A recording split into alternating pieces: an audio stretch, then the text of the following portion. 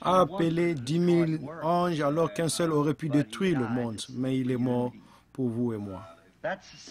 C'est là-dessus que je veux baser mon message de dimanche matin, si le Seigneur le veut, sur ce qu'était Christ.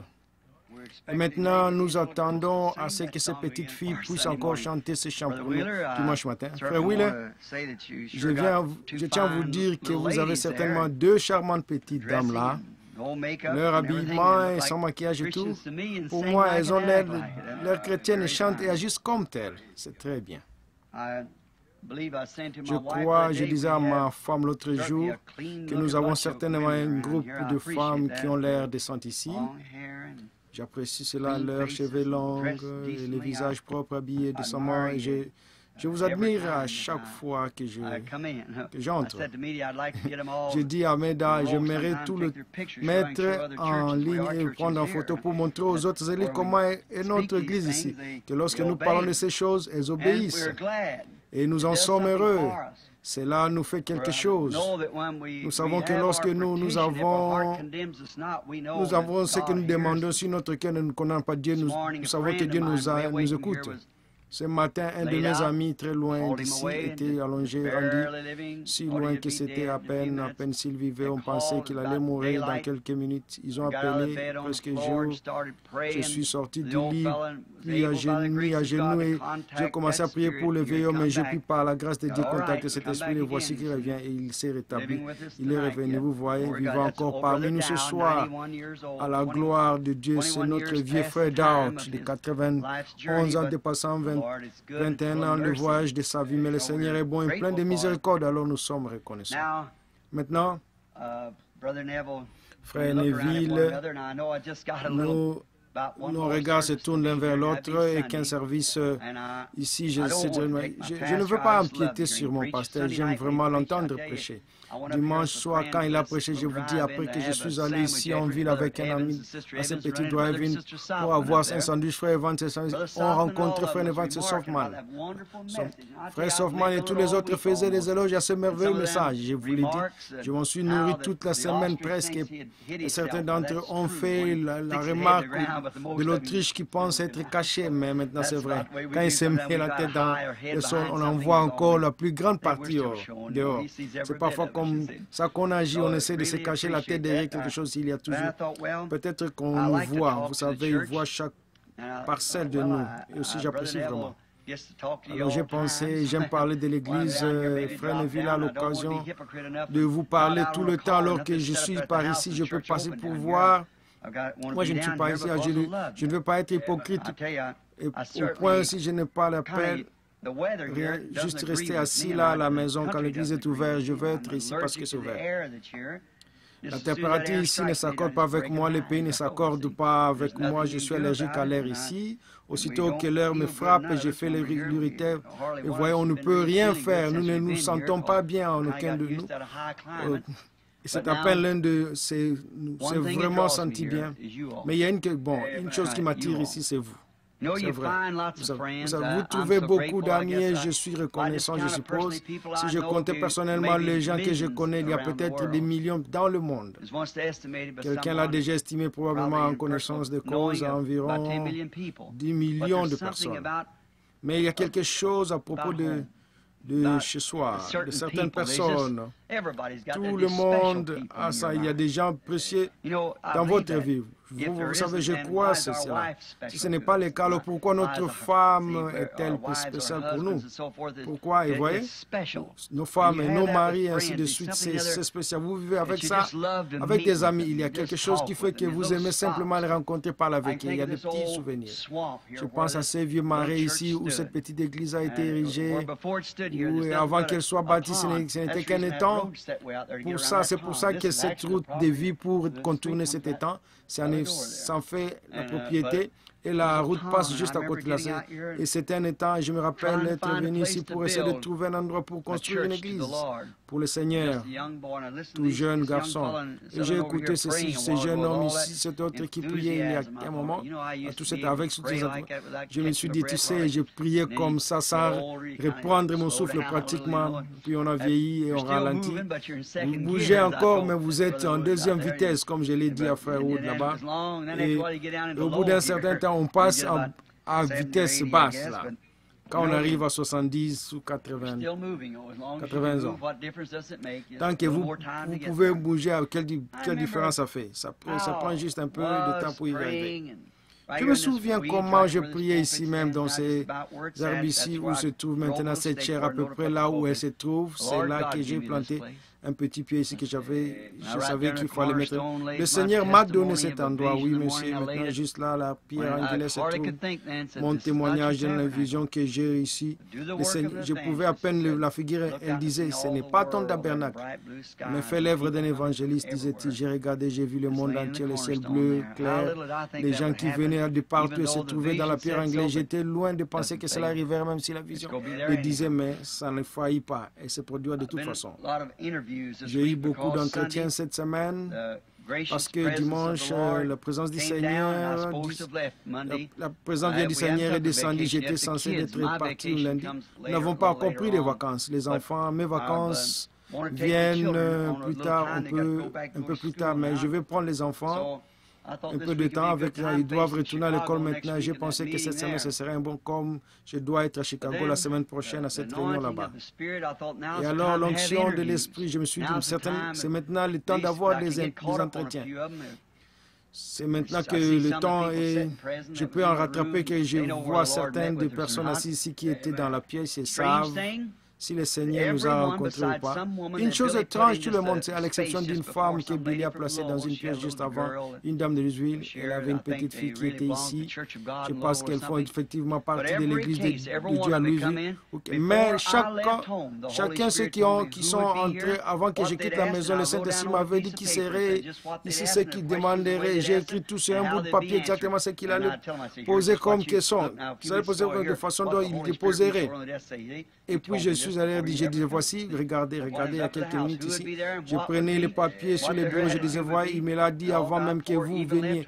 Quand j'étais à la maison, qui serait là et qui en serait. J'ai vu le temps, bien des fois, je descendais la route en priant, je voyais passer cette ligne de prière devant moi. Je connaissais tous les noms qui allaient être dans la ligne de prière avant même que j'arrive ici.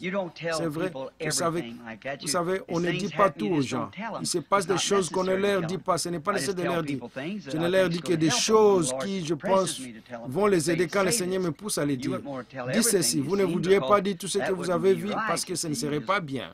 Vous voyez, vous auriez des problèmes et tout le reste comme ça. Vous devez savoir comment gérer ces choses par l'Esprit du Seigneur.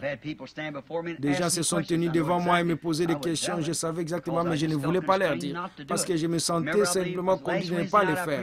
Vous vous souvenez, je crois que c'était mercredi soir, j'ai prêché un prisonnier. Vous voulez le dire à cette personne, mais quelque chose te dit, ne le fais pas. L'Esprit dit, ne le fais pas, ne le fais pas. Pourtant, un don voit directement, ne le fais pas.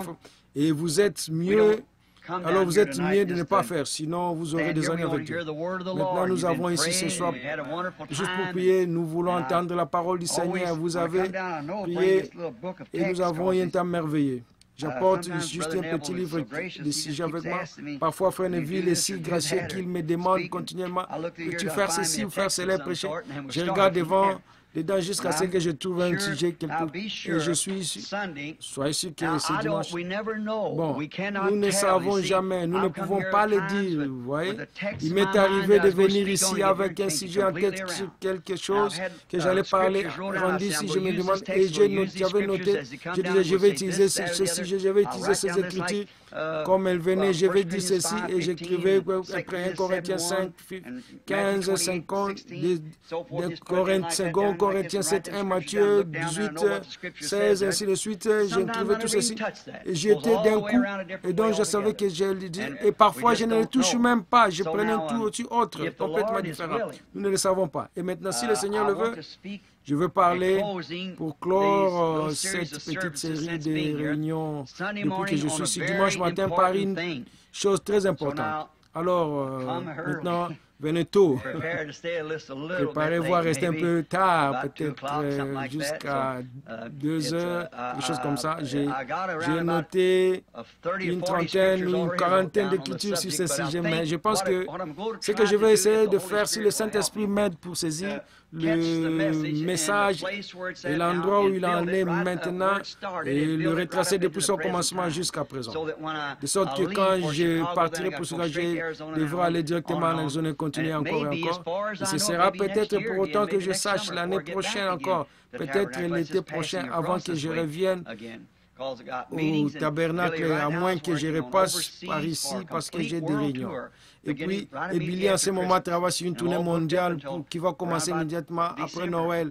Un agenda complet jusqu'en de décembre, peut-être la première semaine de décembre à Dallas. Et puis en janvier, nous voulons commencer une tournée mondiale complète, tout, complète. Mais nous travaillons là-dessus maintenant. Où trouver où le Seigneur a trouvé le Seigneur avec nous.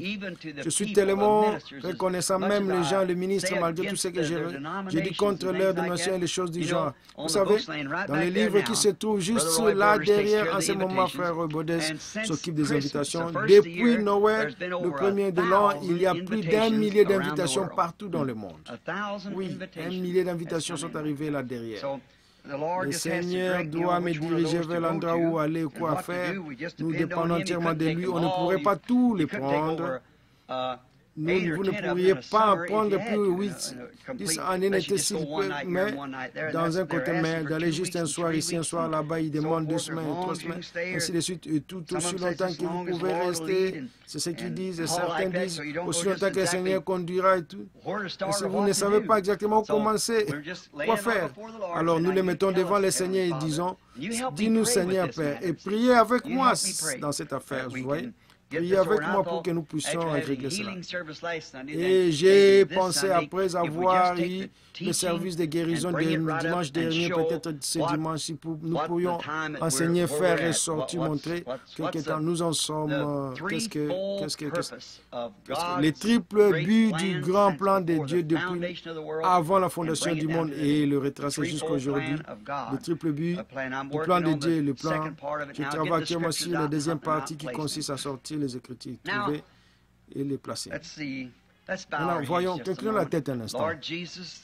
Seigneur Jésus, le grand berger de la bergerie, nous sommes rassemblés ici ce soir en ton très gracieux nom et saint nom. Nous t'aimons, Seigneur. Nous te remercions pour cette soirée de prière, pour les hymnes de l'Église que nous avons chantés avec la joie dans nos cœurs et les avons entendus en entrant taper les mains. Puis nous nous sommes agenouillés, nous t'avons tous déversé nos cœurs et nous t'avons remercié pour tout ce que tu as fait pour nous. Et nous t'avons demandé de continuer à marcher avec nous. Et maintenant, le moment est venu de lire la parole et de prêcher quelque chose aux gens. Et dirige-nous dans nos pensées, Père, et reçois-en la gloire et dis quelque chose ce soir à travers nous qui nous aidera tous à sortir d'ici avec le but dans notre cœur de vivre mieux et plus près de toi que jamais. C'est pour cela que nous sommes ici, Seigneur. Nous sommes ici pour te connaître davantage. Et nous prions que ton grand être nous soit révélé ce soir dans la révélation de ta parole, afin que nous sachions comment être un meilleur chrétien et comment agir en ces derniers jours. Nous le demandons au nom de Jésus. Amen. Maintenant, mes yeux tombent ici sur un texte d'Ésaïe, Ésaïe 33.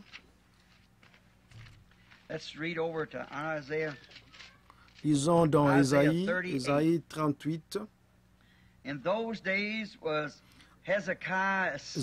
En ce temps-là, Ézéchias fut malade à mourir. Ésaïe, le prophète fils d'Amos vint vers lui et lui dit, ainsi parle le Seigneur, donne ordre à ta maison car tu vas mourir et tu ne vivras plus. Ézéchias tourna son visage contre le mur et il pria le Seigneur. Il dit, souviens-toi de moi, ô Seigneur. J'ai marché devant ta face avec fidélité et intégrité de cœur et j'ai fait ce qui est bien à tes yeux. Et Ézéchias répondit d'abondants larmes. Puis la parole du Seigneur fut adressée à Isaïe en ces mots. Va et dis à Ézéchias, ainsi parle le Seigneur, le Dieu de David ton père. J'ai entendu ta prière, j'ai vu tes larmes, et voici, j'ajouterai 15 ans à tes jours. Et le Seigneur ajoute ses bénédictions à cette lecture. C'est un sujet très remarquable pour un message bref, je pense. Je vais l'intituler « Dieu n'appelle pas un homme en jugement sans premièrement l'avertir ». Et nous allons en saisir l'arrière-plan ou la base ici, dans ce texte ce soir. Dieu avertit l'homme avant de l'amener à sa mort. Maintenant, tout le monde a ceci. On pourrait dire, eh bien, ce type est mort sans avertissement. Non, non, non. Dieu n'a jamais... Vous ne savez pas ce qu'il y avait dans le cœur de cet homme. Vous ne savez pas ce qui s'est passé dans sa vie. Ouais? Dieu n'amène jamais un homme à sa mort sans l'avertir premièrement, sans lui dire c'est quelque chose, une préparation. Dieu est souverain. Il frappe au cœur de chaque homme, lui donnant l'opportunité de venir maintenant. Il peut ignorer l'avertissement et le rejeter, secouer la tête et s'en aller en disant « Ah, c'est juste un drôle de sentiment, je vais m'en aller. » Mais quand même, c'était Dieu qui lui parlait. Et Dieu même ne déverse jamais le jugement sur la terre sans d'abord avertir les gens. Dieu ne fait jamais rien sans d'abord déclarer ce qu'il va faire.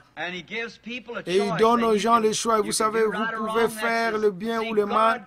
Vous voyez, Dieu ne peut jamais changer ça. Sa nature, son programme ne peut jamais dévier de ce qu'il était au commencement parce qu'il est infini et que son programme et ses idées sont tous parfaits. Et alors, s'il changeait cela, ça montrerait qu'il a appris davantage. Mais étant infini, il ne peut pas prendre davantage. Sa première décision est toujours parfaite et rien ne peut la changer. Ouais. Dieu, avant que l'homme n'ait été mis, eu l'occasion de faire le mal, Dieu l'a placé sur la base où il pouvait accepter ou refuser. Il pouvait recevoir ou pas, en pensant si ce ministre ici, frère Baker, je crois que c'était lors des interviews l'autre jour, et j'ai ces questions qu'il m'avait écrites sur la semence du serpent. Je les ai sur mon bureau en arrière ici. S'il est ici, et bien sûr, je ne le vois nulle part pour l'instant, mais ils sont ici, lui et sa femme, un homme, une femme très bien, mais ils ne comprenaient pas certaines choses au sujet de l'enseignement de la semence du serpent. A commencé certaines questions sur ce que j'avais dit et des prédications après cela, et qui parlaient de la fécondation et ainsi de suite. Alors, c'est tout comme le frère, un homme bien, un chrétien depuis longtemps, depuis seulement quelques années ou 2 ans, mais c'est juste qu'il ne comprenait pas, vous voyez. C'est difficile si vous devez dépendre du Saint-Esprit parce que cette Bible a été écrite en énigme. Vous ne pouvez pas juste vous asseoir et la lire comme un journal. C'est caché, oui. Comment pourriez-vous justifier Dieu quand il a dit à Moïse, là-haut, disant, maintenant, ne te fais pas d'image taillée dans ce commandement. Ne te fais rien comme dans le ciel. Un ange ou un autre chose ne fait pas d'image taillée. Et pourtant, le même jour, il lui a dit de faire 2 anges en bronze et de les fixer au propitiatoire. Où se trouve le pardon. Voyez, vous devez connaître Dieu et sa nature avant de pouvoir comprendre sa parole. Il a la clé à cette parole. Lui-même, il est le seul qui peut la manipuler, l'ouvrir. Ainsi, il est celui qui doit la révéler. Et maintenant, nous découvrons que sa nature était ici de toujours avertir un homme avant le jugement, d'avertir une nation avant le jugement, ainsi de suite. Il donne toujours son avertissement pour nous rappeler que nous avons une responsabilité. Nous sommes responsables. Et Dieu nous a mis ici sur la terre pour une raison. Et cette raison pour laquelle il nous a mis ici, nous sommes responsables envers lui pour cette raison. Vous devriez aller vers lui et découvrir ce qu'il veut que vous fassiez. Ouais. Si vous ne le faites pas, si vous allez travailler pour un homme et qui vous donne le travail dans un ranch autre, vous allez juste dans le grange vous asseyez et dire, alors vous devez aller lui demander ce qu'il veut que vous fassiez. Ensuite de suite, si vous travaillez pour un homme, informez-vous de vos fonctions. Et si notre vie sur la terre, ici, alors nous devrions aller vers Dieu qui nous a mis ici et Seigneur, que veux-tu que je fasse? Qu'est-ce que je dois faire? Pourquoi suis-je ici? C'est une femme, si c'est une femme au foyer, une leveuse, quoi que Dieu veuille que vous fassiez, alors faites-le du moins que vous savez, peu importe combien insignifiant, peu importe combien c'est, vous devez le faire. Vous dites bien, le problème c'est que chacun de nous veut faire le travail de l'autre.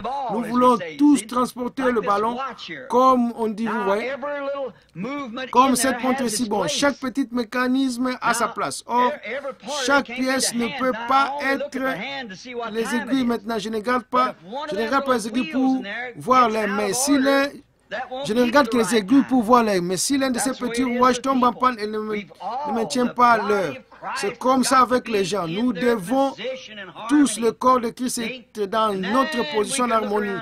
Et là, nous pourrons regarder alors et voir l'heure qu'il est. Alors, le monde cherchera à voir ce que c'est. Voyez? Mais il vous surveille. Et si vous n'êtes qu'un petit ressort, le ressort principal, quoi que vous soyez, faites le meilleur travail que vous pouvez faire avec cela. Maintenant, parce que nous avons une responsabilité dont nous devons répondre devant Dieu un jour, chaque homme qui vient sur la face de la terre devra rendre compte à Dieu pour sa responsabilité. Et pour bon nombre d'entre nous, c'est l'intendance de ces biens que nous aurons à répondre. Cette responsabilité est une intendance qui nous a été confiée par Dieu. Peu importe ce que c'est, comme je l'ai dit il y a quelques instants, une femme au foyer, alors soyez une véritable femme au foyer, c'est vrai. Si c'est d'être fermier, soyez un véritable fermier. Peu importe ce que Dieu vous a donné de faire, vous avez une intendance de bien de cela. Alors, donc, vous devrez rendre compte à Dieu parce qu'il faut toutes ces choses pour le faire. Et Ézéchias fut averti de mettre sa maison en ordre et de se préparer parce qu'il devait rencontrer son Créateur. Or, Ézéchias était un roi, un grand homme. Avez-vous remarqué sa prière? Seigneur, je t'ai pris de considérer ma fidélité. J'ai marché devant toi avec un cœur intègre. Quel témoignage pour nous aujourd'hui. Ça devrait être un homme qui marche devant Dieu. Et même si la mort a été prononcée sur l'homme, Dieu a quand même changé sa décision face à lui. Parce qu'Ézéchias voulait faire quelque chose et Dieu a dit qu'il nous accorderait le désir de nos cœurs. Le temps d'Ézéchias était venu et il a eu un cancer ou autre chose qu'ils appelaient ça une furoncle à ce moment-là. Nous savons que le furoncle ne vous tue pas habituellement. Les gens se rétablissent, mais c'était peut-être un cancer. Il s'est retourné. Et Dieu a dit à Esaïe, monte et va lui dire qu'il va mourir. Ézéchias avait encore quelque chose qu'il voulait faire. Quand vous plaidez quoi que ce soit devant Dieu, vous devez avoir une raison pour cela. C'est exactement comme cette écriture à laquelle je me réfère si souvent. Si vous dites à cette montagne, toi de là et ne doute pas, mais croyez de Dieu que vous avez dit va arriver, vous pouvez avoir ce que vous avez dit. Or, le tout est contrôlé par les motifs et l'objectif. Voyez, sinon ça n'arrivera pas. Vous ne pouvez pas tout simplement pas sortir ici. C'est là que beaucoup d'entre nous commettent bien des erreurs. C'est-à-dire dire, bon, je vais vous montrer ce que j'ai la foi pour faire. Maintenant, vous avez tort pour commencer. Dieu ne vous confie pas de dons simplement pour vous jouer avec. Comme je le disais tout à l'heure, il ne vous montre pas des visions juste pour le plaisir. Il y a de quoi jouer avec. C'est sacré. Utilisez ça. Comme le Seigneur vous l'accorde. Restez son prisonnier, peu importe à quel point vous dites. Alors restez seulement. Alors quand Dieu le dira, alors vous pourrez venir avec l'insigne du Seigneur en entendant bien ça. Le monde aujourd'hui est exactement comme Ézéchias l'était, alors il est averti, il est constamment divinement averti, l'Église est divinement avertie. Et maintenant ces choses n'arrivent pas juste par hasard, elles ont toutes quelque chose derrière elles. Mais Ézéchias étant malade avec cette ulcère, ce n'était pas par hasard. Dieu a envoyé Ésaïe là-bas pour lui dire de mettre sa maison en ordre. Maintenant, parce qu'il allait mourir, Ézéchias a pleuré et a dit, j'ai marché devant toi avec intégrité de cœur, je t'ai pris d'épargner ma vie pour une cause, une bonne cause, la cause de Dieu. Dieu a parlé au prophète et dit, retourne lui dit, n'est-ce pas qu'Ézéchias était l'homme le plus important du pays? Il était un roi, un homme pieux. C'était un homme intègre. S'il a pu plaider cela devant Dieu, que Dieu ne l'a pas réprimandé pour cela, j'ai marché devant toi avec un cœur intègre. Oh, cela en dit beaucoup. Ouais. Et Dieu n'a jamais dit non, Ézéchias, tu ne l'as pas fait. Mais il a reconnu qu'il avait fait. Il a dit, je vais épargner ta vie encore un peu. Et je vais t'accorder une taricelle. Vous voyez, parce qu'il avait il avait été un homme juste. Il avait été un vrai serviteur de Dieu. Alors, nous sentons que nous avons le droit de demander quelque chose à dire si notre objectif est juste, ainsi que notre motif à cela. Or, nous voyons aujourd'hui que depuis plusieurs années, je dirais depuis 15 ans, voire plus, il y a eu un avertissement constant à travers le pays. Repentez-vous ou périssez. Remarquez, je parlais aujourd'hui à ma femme tôt ce matin, tôt au petit déjeuner, nous étions assis à table à bavarder avant mon départ. J'ai dit, femme, elle parlait de Billy Graham et de sa femme et à quel point ils essaient de vivre comme et tout. J'ai dit, c'est un vrai serviteur quand il essaie. Quand l'homme gagne peut-être 2 ou 3 millions par année dans cette main, il ne le reçoit pas. Sa fondation le prend, le replace dans l'œuvre de diffusion, ainsi de suite. Billy reçoit environ 25 000 $ par an. Et elle a dit, comment peut-il dépenser 25 000 $ par année? J'ai dit, il prend juste ce qu'il a besoin, c'est tout. Il a une maison à payer et tout. J'ai continué pour ça. J'ai beaucoup de respect pour Billy Graham. J'ai dit, parce qu'il a un message, et ce message, c'est la repentance. Et puis, je vous l'ai dit, il n'y a personne à ma connaissance dans le pays aujourd'hui que Dieu a utilisé avec ce message comme Billy Graham. Oh, il a dans les veines, il se tient juste là, et je veux dire, il appelle ses politiciens, ses membres d'église à se repentir. Mais il ne va pas plus loin que cela. Et voici frère Robert, un autre grand serviteur de... Et il n'y a personne qui se compare à Oral Robert. Cette détermination de bulldog de s'accrocher juste et de juste chasser les mauvais esprits et de prononcer le nom du Seigneur. Et ces petites sensations, ainsi de suite et au sujet de la guérison divine, c'est tout à fait juste. Il y a un message de la Pentecôte. Il y a un message pour le monde national de l'Église. Vous voyez, et pour le monde indifférent. Et puis regardez autour, dans notre humble ministère, c'est un an-là, Jésus-Christ le même hier, aujourd'hui pour toujours. Vous voyez, qu'est-ce que ça fait? C'est l'appel épouse, le groupe de l'épouse. Vous voyez, c'est l'appel dans ces 2 groupes, cela fait sortir la roue de la roue. Vous voyez ce que je veux dire? Et aussi, Dieu confirme ce message que Billy Graham prêche. Dieu guérit les malades par la prière de Oral Robert. Et Dieu produit les choses, Jésus prouve que Jésus-Christ est le même hier, aujourd'hui pour toujours. Et cela appelle ces choses. Ce sont des messages de l'heure. Et chacun de ces messages appelle, repentez-vous et périssez. Ou périssez. C'est vrai. Repentez-vous ou périssez. Il n'y a plus d'espoir. Tout est fichu. Le monde est averti de sa venue. Chacun de ces messages parle et prévient de la venue du Seigneur Jésus. Tous deux pour l'Église dénominationnelle. Souvenez-vous, Dieu agit toujours en 3, comme Père, Fils, Saint-Esprit. Et justification, baptême, sanctification, baptême du Saint-Esprit, ainsi de suite. Il est dans le 3. Or, Dieu est ce message de repentance pour l'Église dénominationnelle. Dieu est dans ce message de la guérison divine pour l'Église pentecôtiste. Dieu est dans le message pour l'épouse. Ouais.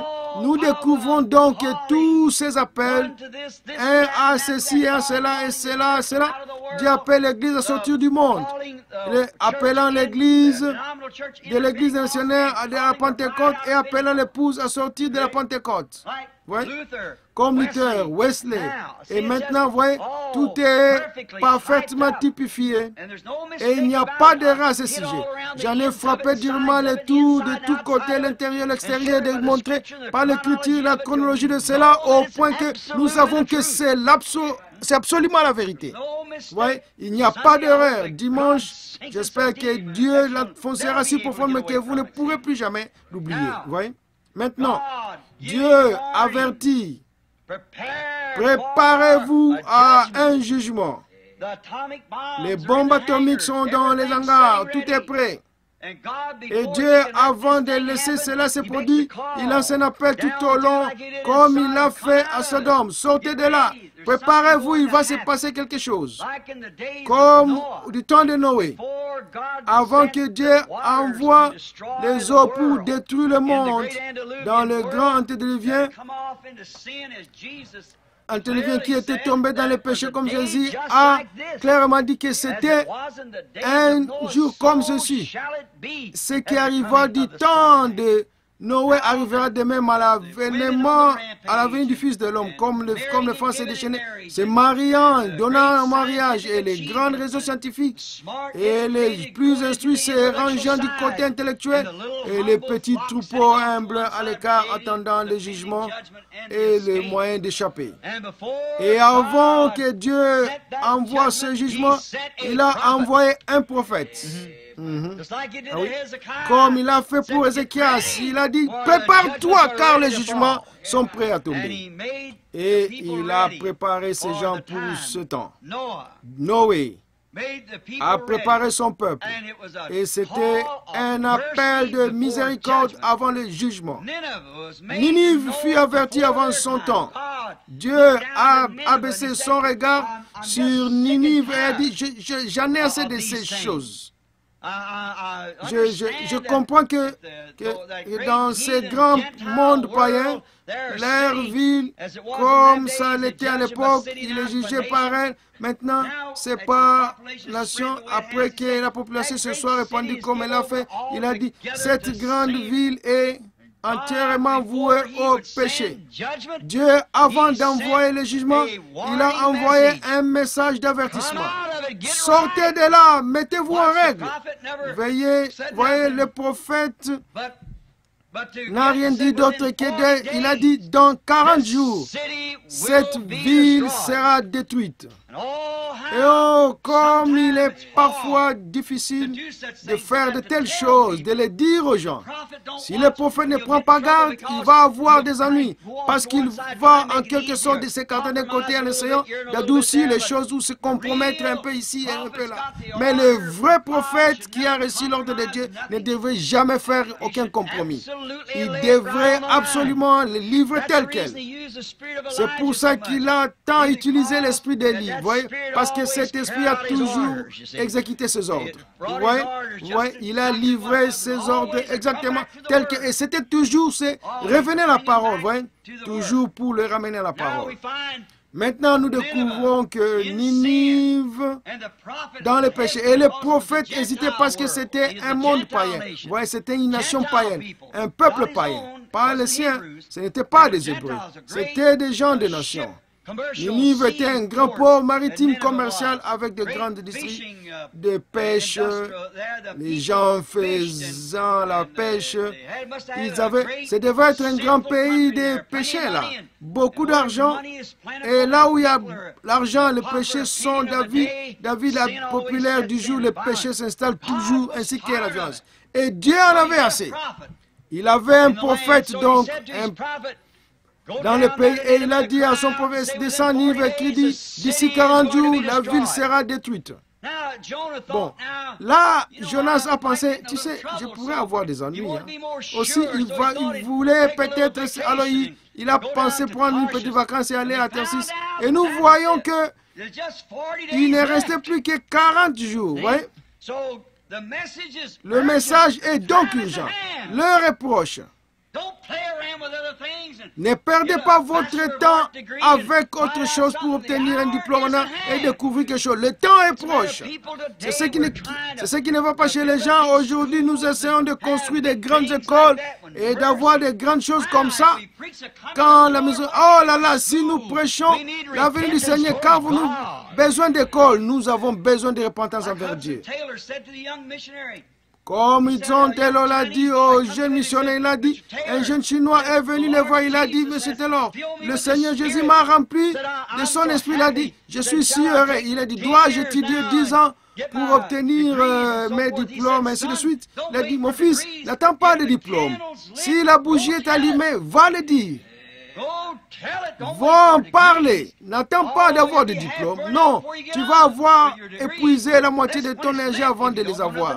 Alors, qu'elle est allumée, si tu ne sais rien d'autre, dis simplement comment elle s'est allumée et ne sais pas de prendre la place de quelqu'un d'autre, quelque chose comme ça. Quand tu le sais, dis juste ce que tu sais être. C'est comme ça que c'est venu pour moi et c'est ça que j'ai ressenti. Si tu n'en sais pas, dis cela. Allons-y, le message est urgent. L'heure est proche. Et si Esaïe avait dit, bon, je vais prendre le pouvoir, comment il va s'en sortir avec une... Voyez, commence. Et Dieu lui a dit, va, là, monte maintenant, dis-lui tout de suite.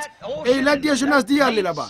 Et quand il s'est retrouvé sur cet océan, cette mer profonde, et que le navire était bloqué dans la tempête qu'ils avaient ici, les voiles les faisaient tourner, et il se demandait ce qui en était la cause. Mais il n'arrivait pas à le savoir. On aurait dit que les bateaux s'engorgeaient et chacun invoquait son Dieu à volonté. Jonas était en vacances ici. Il a pensé qu'il pouvait très bien dormir et il a dû descendre dans la cloison du navire, s'allonger, les pieds surveillés, et il s'est endormi. Et on a dit, réveille-toi, fainéant, invoque ton Dieu. Et Jonas savait ce qui n'allait pas. Tout comme chaque homme sait ce qui ne va pas aujourd'hui. Oui. Et il a dit, tout est de ma faute. Prenez-moi, liez-moi le main et jetez-moi la main, et alors ce malheur s'apaisera. Et comme ils étaient plutôt du genre gentleman, ils ne voulaient pas le faire, mais ils ont découvert que c'était un prophète et qu'il savait de quoi il parlait. Il a dit, j'ai pensé prendre une vacance, mais le Seigneur ne veut pas que je prenne cette vacance. Je dois me rendre là-bas, j'ai un travail à faire. Je pensais me reposer un peu avant d'aller, mais je dois aller. Le message est déjà, je dois y aller. J'imagine lorsque ce poisson prédestiné a eu Jonas dans son estomac, il a fait volte-face et s'est propulsé de l'eau sur tout le pays et est parti pour Ninive aussi vite qu'il pouvait. Dieu a porté ce message là-bas, dans ce poisson prédestiné. Et il est parti pour Ninive aussi vite qu'il pouvait, parce qu'il avait le messager à bord et il devait l'amener là-bas et il avait pris le mauvais navire, mais Dieu lui a fourni un navire. Vous savez, Dieu est capable de faire de grandes choses si seulement nous l'écoutons. Il pourvoira des moyens, le chemin, il n'y en a pas de chemin, il est le chemin. Et quand le messager est absolument c'est comme le cas aujourd'hui. Dieu fournit toujours un moyen. Nous remarquons aussi, vraiment, j'ai prêché sur cet homme, si vous aimeriez lire cette histoire, un jour, c'est très beau, lisez Amos au premier chapitre 1. C'est un autre type de l'avertissement avant que le jugement frappe le péché. Maintenant, la ville qui allait donner l'avertissement là-bas, c'était une bande de Juifs qui étaient tous sortis du sentier bâti, et il était devenu un grand centre touristique. J'imagine que j'en ai fait l'illustration ce matin en parlant, et que quand sa tête chauve s'est montrée sur le sommet de la colline, et que ses vieux petits yeux se sont plissés à la vie du péché de cette grande nation de peuple, avec sa barbe blanche, alors qu'il a pointé du doigt comme ça. Oh là là, quel portrait! Personne ne savait d'où il venait. Personne ne connaît ces prophètes. Il s'agissait simplement de quelque part répartis pareillement. Mais il est entré dans la ville avec le « Ainsi dit le Seigneur ». Repentez-vous ou périssez, car Dieu va détruire cette nation. Il va rayer cet endroit de la terre. Vous avez fait un accord avec votre ennemi et vous êtes en paix. Vous pensez avec vos ennemis.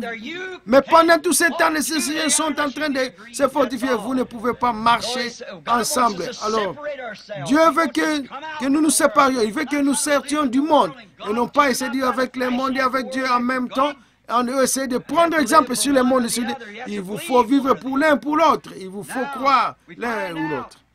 Et maintenant, nous voyons que cet Amos, il a certainement prédit un jugement sur ce peuple afin qu'ils se répandent. Et oh là là, c'est cela cadre si bien avec notre jour. Je pense que cette grande ville, en la regardant de nouveau, cette grande ville là-bas, la façon dont elle était pervertie, et d'une grande économie et tout, en tout point prospère, ils pensaient qu'ils étaient précisément dans la volonté du Seigneur parce qu'ils étaient prospères. Mais ils ont découvert que Dieu n'est pas toujours l'auteur de la prospérité. Non, Dieu, parfois quand la prospérité frappe, l'Église s'éloigne de lui. Vous savez, Dieu a parlé d'Israël une fois et a dit, je t'ai trouvé ensanglanté dans les champs, je te l'avais amené à la maison pour être son propre enfant, et quand tu as grandi, que tu es devenu une belle jeune femme, tu t'es prostituée. Il a dit, tu t'es donné à tous les passants voyants, mais quand tu étais pauvre et dans le besoin, et quand tu avais besoin, tu m'as servi. Mais quand je t'ai béni et que je t'ai donné abondamment, alors tu t'es éloigné de moi, et c'est prouvé que c'est à peu près ça. Oh là là. Et nous découvrons que ce prophète a vraiment dénigré cette nation. C'est Amos. C'était un simple laboureur. Mais nous découvrons que lorsqu'il a fait, qu'il les a dénigrés, il leur a dit ce qu'il en serait, leur disant que s'ils ne se mettaient pas en règle avec Dieu, l'ennemi avec lequel ils étaient associés serait celui-là même qui allait les détruire. Et nous découvrons maintenant que notre fière Amérique n'échappera pas à la colère de Dieu. Comme je l'ai dit un jour, depuis que je suis ici, je suis sûr que tout est à la fin. Vous savez, je ne vois rien sur quoi bâtir. On ne peut pas le faire sur la politique. Elle est finie. On ne peut pas le faire sur la vie sociale parce qu'elle a perdu toute moralité. Il n'y a rien sur quoi bâtir. Et on ne peut pas mettre d'espoir en rien. Et qu'en est-il de l'Église? Eh bien, on ne peut rien faire sur l'Église. Elle est si formelle et finie. Il ne reste plus rien. Ils ont vendu leur droit d'aînesse pour un plat de lentilles. Et ils attendent simplement le jugement. Le Saint-Esprit a traversé cette nation, montrant ses signes, ses prodiges. Et il rejette continuellement sa grâce. Il se confirme lui-même et prouve par sa grande confirmation qu'il est la parole de Dieu manifestée en ces jours. Et il les refuse toujours. Oui, il ne reste plus rien maintenant. Vous ne pourrez pas toujours faire cela à Dieu. Oui? Très bien. Nous voyons qu'en premier, il envoie ses prophètes avec un avertissement. Il ne change pas sa façon, sa méthode de faire les choses. Il ne frappe pas toujours au moment où il avertit. Je veux que vous remarquiez cette déclaration. Dieu donne un avertissement, mais il ne frappe pas toujours au moment où il avertit. Avez-vous remarqué ça? Et puis, comme il ne frappe pas lorsqu'il envoie un avertissement, alors on se moque du prophète. Tu ne l'avais pas. Tu as menti. Tu n'avais pas raison. On a pu dire la même chose à Esaïe. Que pensez-vous que cet homme avait en tête quand il est monté là et qu'il a prophétisé que le roi allait mourir, puisqu'il est venu dire non, il va vivre. Et Jonas qui parcourait les biens disant que cette vie va être détruite d'ici tant de jours, 40 jours. Et puis Dieu ne l'a pas fait. Vous voyez, vous devez être vigilant. Dieu ne frappe pas toujours au moment où il avertit. Mais il y a une chose, c'est là qu'on se moque du prophète. Mais s'il est un prophète confirmé avec la parole du Seigneur, vous voyez, les signes de Dieu confirmés, comme Dieu a dit que le prophète serait confirmé, comme l'étaient ces hommes, vous voyez, sa parole n'est pas la sienne, mais celle de Dieu. Et elle s'accomplira. Elle doit s'accomplir si c'est la parole de Dieu. Il n'y a qu'une seule chose qui puisse l'arrêter. C'est une repentance immédiate. Remarquez, Amos, il a vécu pour voir sa prophétie. Mais quand Amos a parlé de cette ville, comment cela allait arriver, comment Dieu allait amener les Syriens à entrer et à les vaincre, ainsi de suite, et comment leur propre corruption allait les dévorer, bien, je crois que si c'était, en ce moment, je regarde ici le critique, si j'ai bien compté, c'était à peu près 50 ans après qu'Amos l'ait prophétisé. Et maintenant, que pensez-vous? Une génération entière est passée avant que la prophétie d'Amos s'accomplisse. Mais si vous lisez ce qui suit, vous verrez que c'est exactement ce qu'il a dit qui s'est passé mot pour mot. Vous voyez? Jean a vu le livre de l'Apocalypse.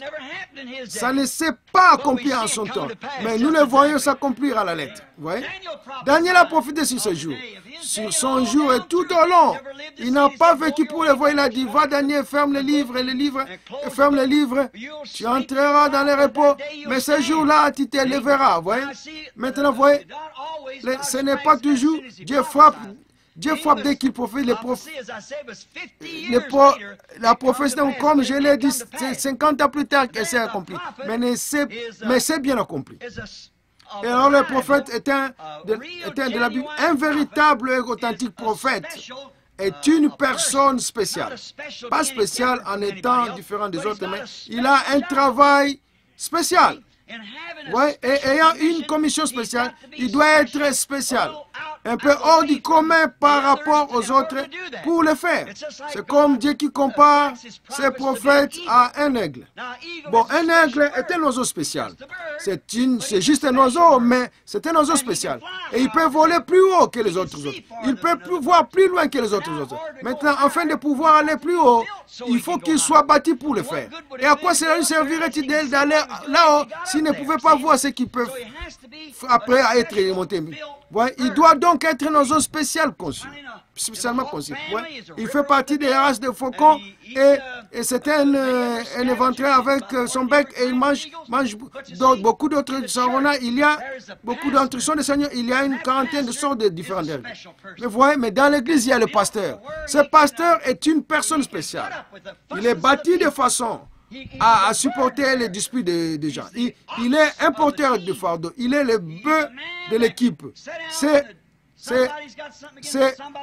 un peu d'attelage. C'est un homme qui peut s'asseoir à quelque chose contre quelqu'un d'autre, s'asseoir les deux familles sans prendre parti pour l'une l'autre, les raisonner la main et dans l'harmonie. C'est un pasteur. Il sait comment arranger les choses. L'évangéliste, c'est un homme spécial.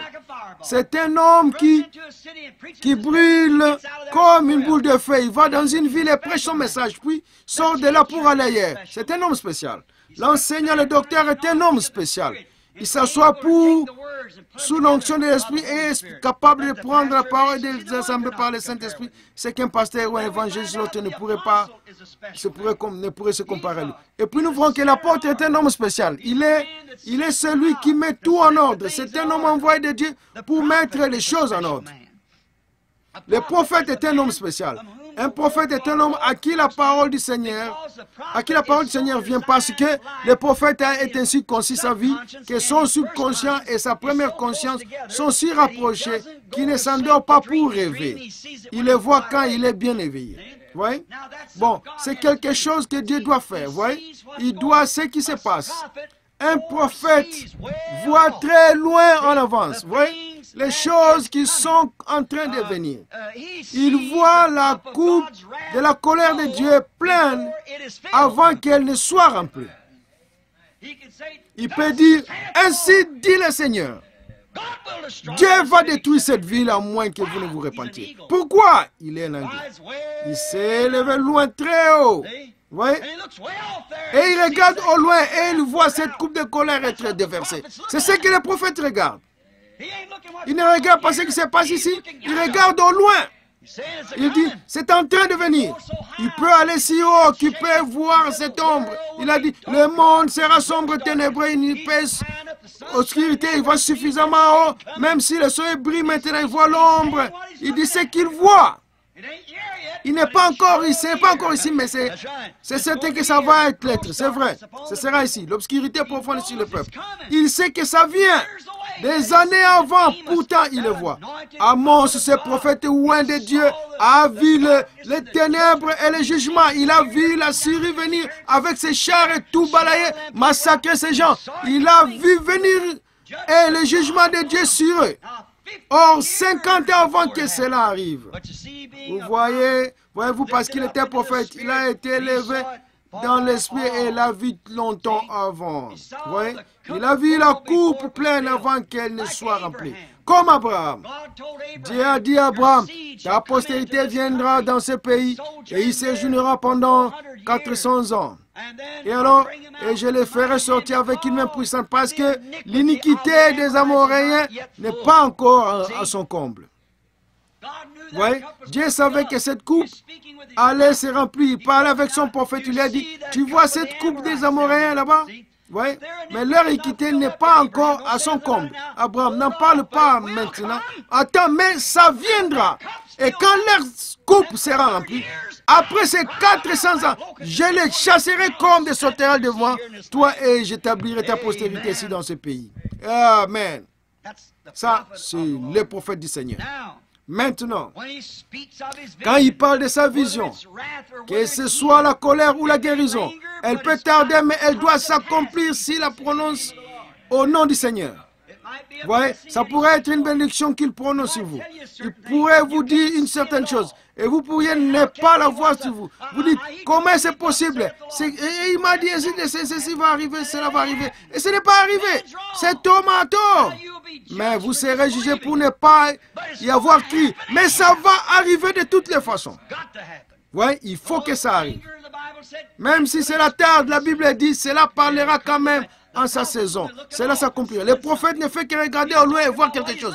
Il parle de ce qu'il regarde. Il ne pense pas ici et à ce que quoi que ce soit vous ressemble maintenant. Il parle, il regarde ce que cela va être. Et quand il prononce, c'est dans la parole du Seigneur. Et cela a déjà été prononcé, rien au monde ne peut l'arrêter. Vous voyez, c'est vrai. Seulement Dieu lui-même.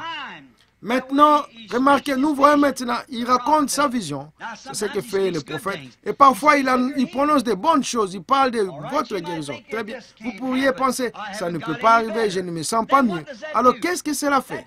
Cela ne fait qu'amener le jugement de Dieu sur vous. C'est vrai. Oui, Jésus a promis de vous sauver. Si vous y croyez, si vous n'y croyez pas, cela ne vous arrivera pas. Vous devez l'accepter, vous devez y croire. Oui, et vous devez savoir d'où cela vient, cela vous donne la foi en Dieu ou votre prophète. Vous devez y arriver à croire. Et maintenant, nous voyons ici que ces prophètes qui ont parlé, et ils ont parlé, et ce qu'ils ont dit, c'est accompli. Et si la colère de Dieu est déversée sur les gens, il n'y a qu'une seule chose. Si ces prophètes disent que quelque chose allait arriver, il n'y a qu'une chose qui retiendra la colère de Dieu. C'est la repentance. C'est la repentance envers Dieu qui retient sa colère. Et n'attendez pas qu'elle vienne. Faites-le tout de même, tout de suite. Si Dieu dit que quoi que ce soit, faites-le tout de suite. Ézéchias, dès qu'il a dit, c'est un homme bien, mais Dieu a dit, ton heure est venue, Ézéchias. Et je dois te prendre. Je veux te prendre dans tes ordres à ta maison. Et ça va me prendre 15 ans pour faire ça, Seigneur. Ouais, maintenant c'est toi. Je sais que je m'en vais, mais ça ne va pas me prendre, ça me prendre 15 ans pour me faire ça. Je ne peux pas le faire à ce moment. Je n'ai pas le temps de le faire. Je ne peux tout simplement pas le faire. Seigneur, laisse-moi vivre encore 15 ans pour que je puisse faire. Je ne peux pas mettre ma maison. Ouais, la commission de Dieu était, mets ta maison en ordre. Et Ézéchias a dit, je ne peux pas le faire cette année. Ça va me prendre temps, je vais rapporter, je vais compléter ceci, il amène, ça va me prendre 15 ans pour le faire. Épargne-moi ma vie pour le faire. Laisse-moi, donne-moi un peu de temps pour le faire. Ouais. Ok, alors Dieu dit, oh, je vais être indulgent. Il allait devoir mourir de toute façon. Là encore, il a pris son temps. Il a rétrogradé pendant ce temps-là, vous voyez. Il aurait mieux valu qu'il s'en allait sans que cela soit été mis en ordre. Vrai, il lui a donné 15 années de plus pour mettre sa maison en ordre. Parce qu'aussitôt, il a dit, Seigneur, j'ai besoin de 15 ans pour faire ça. Tu m'as chargé de mettre ma maison en ordre. Je ne peux pas y parvenir. 15 ans, avant que 15 ans que ça n'arrive. Maintenant, c'était un homme pieux et la parole de Dieu doit s'accomplir de toutes les façons. Elle va s'accomplir de toutes les façons, mais il a juste retardé pour un petit temps. Vous voyez, retardé pour lui, mais puis il a commis un péché durant ce temps. Il a dit, je ne le ferai pas venir sur lui, mais je vais toucher ses enfants. Vous connaissez l'histoire. Maintenant, nous décrivons qu'une repentance rapide retient parfois la colère pendant un certain temps. Mais nous découvrons que Dieu a dit, va là-bas et je crie à cette ville, dis-leur, c'est dans 40 jours, la chose va être détruite. Et là, ils se sont repentis. Dès qu'ils ont vu ces prophètes venir dans la rue, disant, ainsi le Seigneur, d'ici 40 jours, l'endroit va tomber. Mais même le roi a ordonné un jeûne dans tous les pays. une repentance de révertir le sac et la cendre, non seulement sur votre tête ou sur votre chair, mais aussi sur votre bête, sur vos bêtes, dans le pays, de mettre le cendre et le sac. Mais quelle repentance! Maintenant, quand nous regardons là-bas, nous remarquons que si le prophète n'est pas vigilant, voyez, ne répond pas à ses esprits et va vers Dieu, vous découvrez quelque chose juste là si vous ne faites pas attention.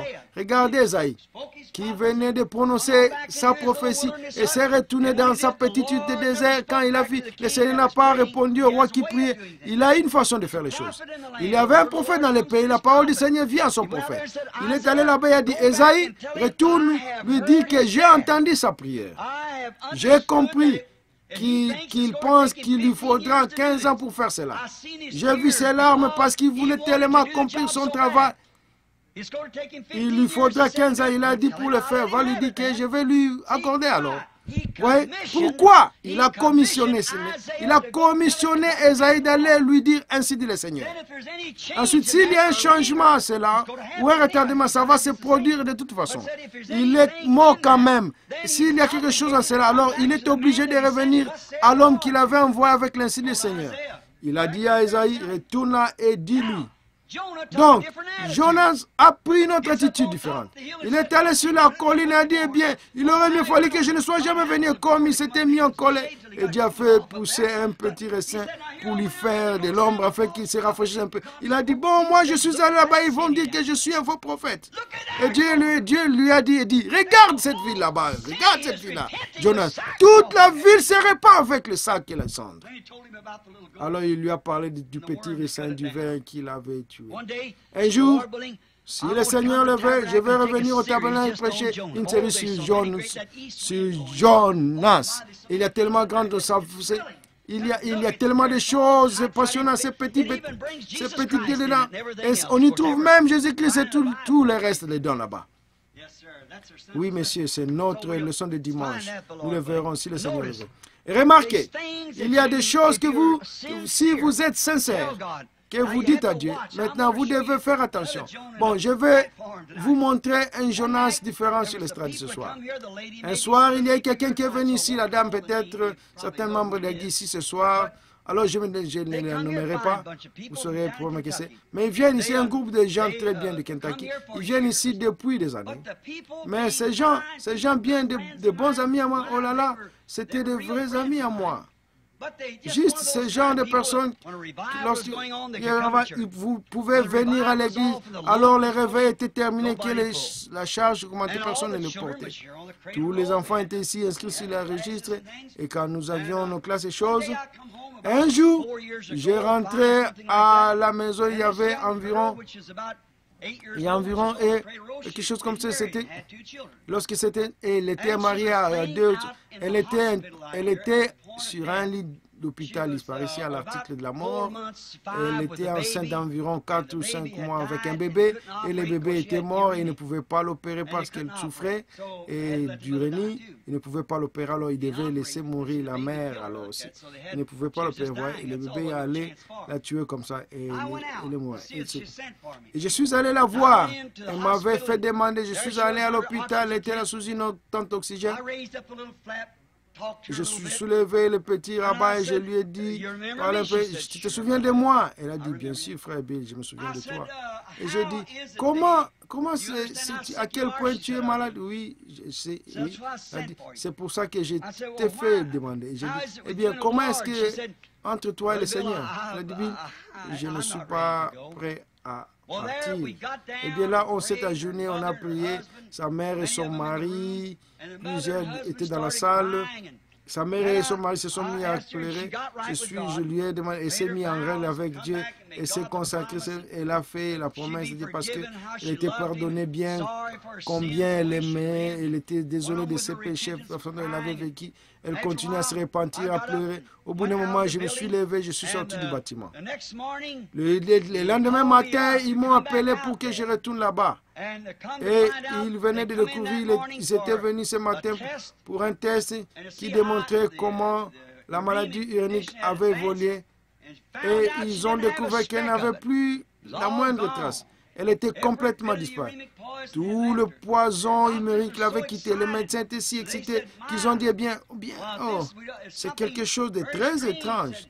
Ils ont dit, nous allons la préparer. Si c'est encore comme ça, nous continuons à lui donner des pénicillines et tout ce qu'il lui donnait pour des risques et des infections là-bas.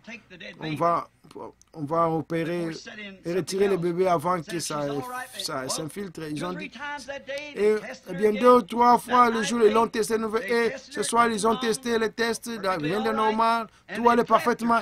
Et ils l'ont préparé, ils l'ont sorti de la tente d'oxygène, tout allait bien. Ils allaient l'opérer le lendemain matin pour retirer le bébé. Eh bien, je suis allé là-bas et parce que cela avait été, maintenant je ne savais pas, je ne l'ai jamais su. Le Seigneur ne m'en avait rien dit. Vous pouvez questionner les gens. Elle n'a jamais dit que ça arrivait. Et de voir une telle chose, son mari qui était un pécheur est venu et dit, et a dit, frère, je vais donner ma vie au Seigneur. J'ai dit, très bien, agenouille-toi et prends la main de ta femme et ensuite vous vivrez cette vie ensemble. Et la mère venait dire, frère, prends un petit C, me voici avec mes enfants. Et nous avons tout fait du va-et-vient près du tabernacle. Et nous nous laissons de nous t'écoutons prêcher, nous allons à l'hôtel. Moi aussi, je veux rentrer, je voudrais revenir au Seigneur. Eh bien, vous voyez, vous ne venez sa bonté envers mes enfants. Mais vous ne venez pas au Seigneur à cause de ça. Vers minuit, 11 heures, sa mère est allée dormir et elle a dit, maman, elle a dit, chérie, qu'est-ce que tu veux? Elle a dit, je suis si heureuse, je suis si contente que tu sois heureuse, maman a dit. Et je suis en paix avec Dieu. Et comme c'est bon, et quelques minutes plus tard, elle a dit, maman, elle a dit, oui, je rentre à la maison. Elle a dit oui, je sais. Il a dit oui, ma chérie. Puis elle a dit, le médecin va retirer le bébé demain. Et puis dans un jour ou 2, quand ces incisions vont, et tu vas sortir et tu vas rentrer à la maison, être à nouveau heureuse, et toi et ton mari, les petits-enfants. Et elle a dit, maman, je veux dire que je veux dans ma maison céleste. Elle a dit, bien sûr, chérie, à la fin du voyage. C'est maintenant la fin du voyage. Et bon, qu'est-ce que tu veux dire? Elle a dit, à la fin du voyage, oui, maman, dans quelques minutes, je vais être partie. Eh bien, elle pensait qu'elle devenait simplement nerveuse. Elle a appelé l'infirmière a pris sa respiration. Et tout était normal. Et à moins de 5 minutes, elle était partie. Elle était morte. Et puis, quand je suis rentré à la maison, 1 ou 2 semaines plus tard, je pense que Frère Graham a prêché les funérailles de la jeune fille. Quand je suis rentré, que madame m'a dit que cette fille est morte cette nuit-là, je ne pouvais pas. Je suis allé voir la mère, j'ai dit, oui. Je ne sais pas ce qui m'a poussé à le faire, mais j'ai dit, Seigneur, tu me dois une explication.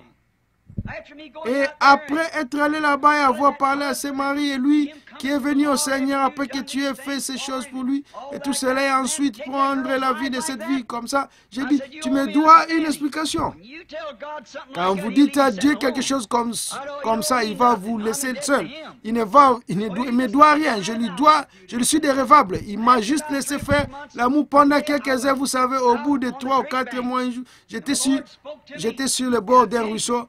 Et le Seigneur m'a parlé dans une vision. Il a dit, va vers sa mère et dis-lui ceci. Son heure n'était pas venue l'année précédente alors qu'elle s'est noyée dans un ruisseau à un pique-nique. Elle aurait pu partir à ce moment-là, mais je devais la prendre quand elle était prête à partir. Et c'est pourquoi tout ça s'est produit et que tu es allé là-bas. Alors je me suis mis à genoux et j'ai pleuré. J'ai dit, Seigneur Jésus, pardonne-moi, ton pauvre serviteur stupide. Je n'aurais jamais dû dire ça, Seigneur. Et je suis retourné voir la dame qui habitait ici sur la rue Marquette. Je suis allé la voir et je lui ai dit, je vais vous poser une question. Elle a dit, bien sûr, frère. J'ai dit, est-ce vrai que cette fille a failli s'est noyée? Elle a dit, c'est vrai. Elle a dit, son mari et les autres ont dit, la sortie du ruisseau, ils ont dû lui faire la respiration artificielle, mettre la pression pour prendre une machine pour retirer l'eau d'elle. Elle avait sa jupe et elle faisait. Et elle était là-bas, marchant dans les sables, elle s'est glissée, elle était dans l'eau et s'est étouffée. Elle est presque morte, elle a failli mourir. C'était son heure de partir.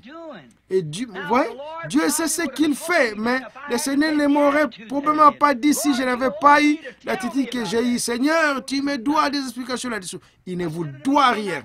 J'étais dans une réunion un soir et j'ai entendu un évangéliste prier pour une personne malade. Il a dit, Dieu, je t'ordonne de guérir cette personne. Qui donne des ordres à Dieu. Ouais. Ce n'est même pas intelligent. Ouais. Parce que Dieu, il fait ce qu'il veut. La Jules peut-elle dire au potier, pourquoi m'as-tu fait ainsi?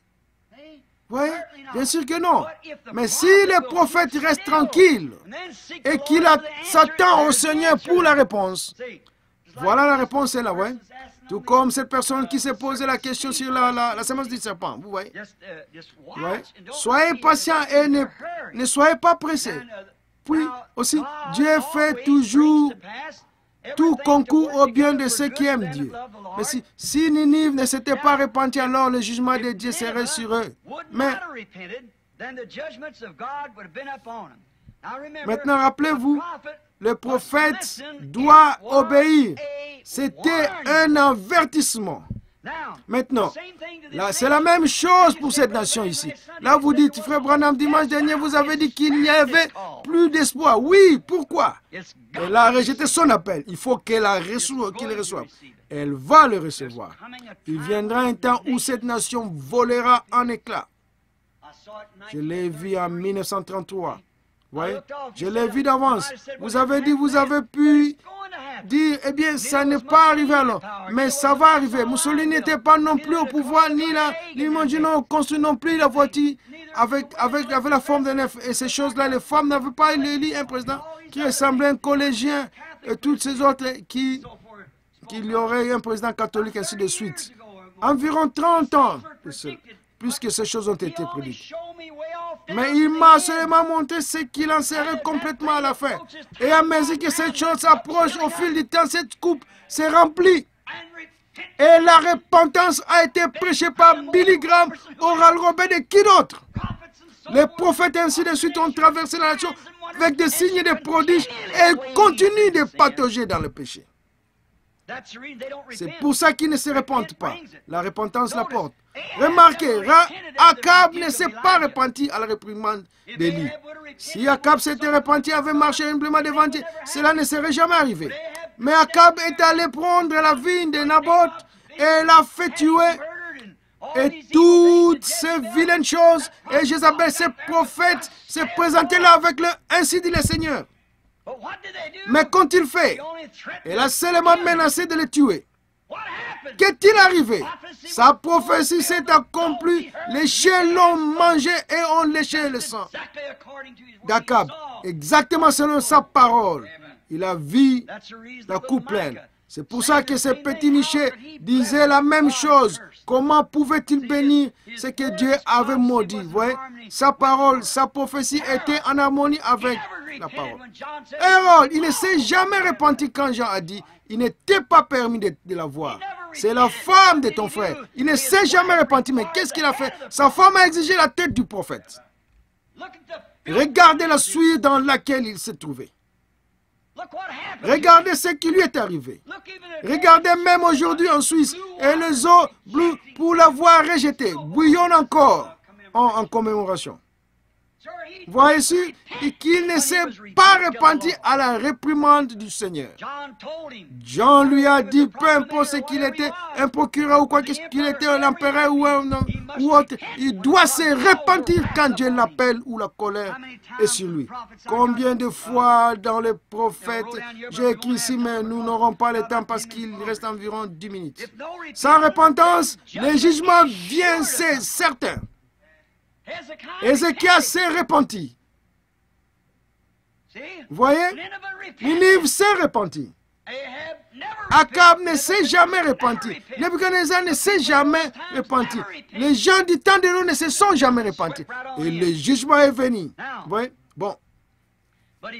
Mais il a averti premier tout le monde.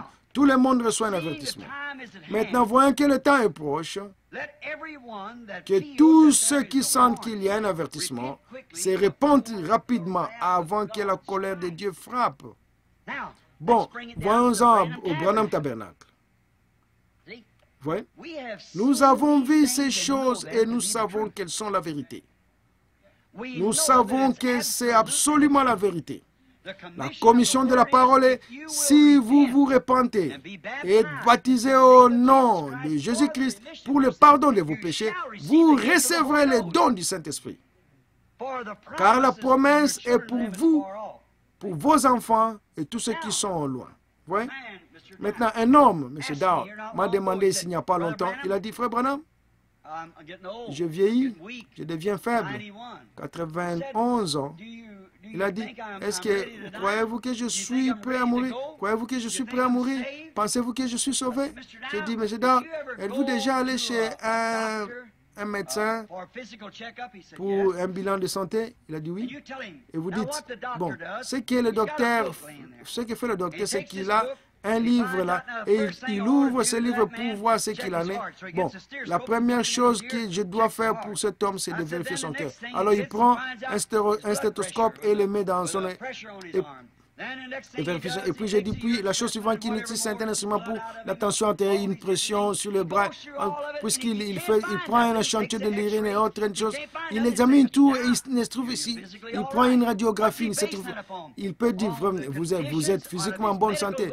Sur quoi se base-t-il d'après son livre de médecine? S'il y a quelque chose qui ne va pas d'après le scientifique, ça paraîtra ici, ça fera ci, ça fera cela. Donc pourtant, pour autant qu'il sache à ce sujet, vous allez bien, vous voyez, physiquement.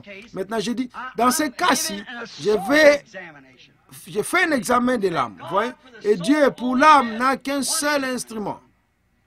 C'est vrai, c'est sa parole. C'est sa parole. Dieu et Jésus a dit dans Jean 5, 24, « Celui qui écoute ma parole. » Maintenant, écouter, ça ne veut pas juste dire entendre un bruit. Écouter là veut dire la recevoir. Qui peut recevoir ma parole? Amen. Celui qui l'écoute. Ne restez pas là en disant, oh, c'est absurde ces choses, il n'y a rien, je n'y crois pas. Celui qui écoute ma parole. Ah oui, c'est la parole de Jésus, ce qu'il dit, il est la parole. C'est ça. Si vous pouvez écouter ma parole qu'il a dit, et croire celui qui m'a envoyé, il est passé de la mort à la vie. Et il ne viendra pas même en jugement, mais il y est déjà passé. Amen. J'ai dit, comment va votre cœur maintenant? Il a dit, je la crois. Je l'ai écouté. Je l'ai reçu. J'ai dit alors, selon les spécialistes en chef, l'opérateur en chef, le docteur en chef de la vie éternelle a dit, vous êtes passé de la mort à la vie et vous ne serez jamais condamné. Il a dit, quand je vous ai entendu prêcher le baptême du nom, au nom de Jésus-Christ, je suis entré dans l'eau juste derrière vous et vous m'avez baptisé. Il a dit, l'homme que j'étais autrefois, je ne suis plus, quelque chose a changé en moi. Avant, je ne m'en souciais pas, je continuais dans d'autres sens, mais j'ai fait demi-tour et j'ai commencé à suivre cette direction. Et mon cœur brûle jour. Et mon cœur brûle jour. Et chaque parole de cela, je crois et dis amen. Tout ce qu'elle dit, et peu importe ce qui c'est là, ça me fait mal. Je veux être à sa hauteur et je l'ai été pour autant que j'ai dit, j'ai l'impression que votre cœur bat très bien. Et je crois que vous avez spirituellement passé le test à vie. De passer le test maintenant. Il a dit, je me demande lorsque l'allemand viendra si je pourrais y aller. J'ai dit, ce n'est pas à moi de dire qui va ou qui ne va pas. Il a dit, eh bien, je vais être vivant, je veux tellement voir l'allemand. Il a dit, eh bien, laisse-moi voir ce que le livre de sciences dit. Il a dit, je l'ai dit, il y a 2 Thessaloniciens 5 qui dit, nous les vivants qui serons restés jusqu'à la venue du Seigneur, nous ne dévancerons pas. Cela signifie entreverront, ceux qui ne reposent en dorment. Car le trompette de Dieu sonnera et ceux qui dorment ou qui se reposent se lèveront en premier et revêtiront l'immortalité. Alors nous les vivants, en ces jours-là, en ce temps-là, une fois qu'ils seront ressuscités, nous serons changés en un instant, en un clin d'œil, et nous le rencontrerons, et puis nous monterons à la rencontre du Seigneur dans l'air. Et nous serons élevés avec eux. Que vous dormiez ou que vous ne dormiez pas, que vous ne fassiez pas, que vous soyez enterrés, et pas même enterrés ou pas, vous venez quand même. Dieu, rien ne peut vous retenir. Vous serez là, j'ai dit Fred Out. Si Jésus ne vient pas avant que mes arrière petits enfants et leurs petits enfants, vous serez quand même là même. À un instant, vous serez là avant même qu'il soit changé. S'il part, c'est vrai. Amen. Ici, il y a une bénédiction à venir, tout comme il y a une colère à venir. Oh, nous devons nous entendre. Attendre l'une de ces choses. Vous devez soi-disant attendre ce que la colère tombe sur vous pour la direction, ou vous devez vous entendre dans la résurrection du Seigneur Jésus. Le même Dieu qui a promis, je suis heureux.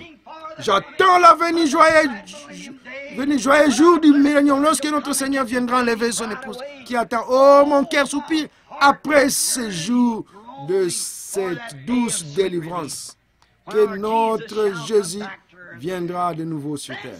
Alors les péchés, la tristesse, la douleur et la mort de ce monde obscur cesseront. Dans ce glorieux 1000 ans de paix avec Jésus, oh là là.